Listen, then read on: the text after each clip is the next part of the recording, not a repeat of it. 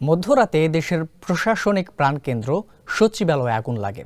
একই সময়ে সচিবালয়ের ভিন্ন ভিন্ন ৩ জায়গায় আগুন লাগার ঘটনাকে সন্দেহের চোখে দেখা হচ্ছে। নিছক দুর্ঘটনা নয়, এটি নাশকতা হতে পারে বলেও মনে করা হচ্ছে। এদিকে সবার চোখ যখন সচিবালয় ঘিরে, তখন আসে নতুন তথ্য। একই রাতে আগুন লাগে রাজধানীর ইস্কাটন এলাকার সচিব নিবাসে। ফায়ার সার্ভিসের ২টি ইউনিট ঘটনাস্থলে গিয়ে আগুন নিয়ন্ত্রণে আনে।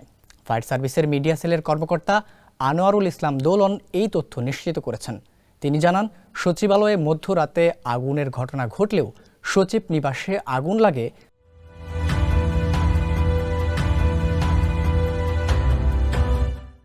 রাত 8:30টার কিছু সময় আগে। সেখানে ২০ তলা একটি বাসার ৪ তলার রান্নাঘরে আগুন লাগে। সেখানেও কিভাবে আগুন লেগেছে প্রাথমিকভাবে তা জানা যায়নি।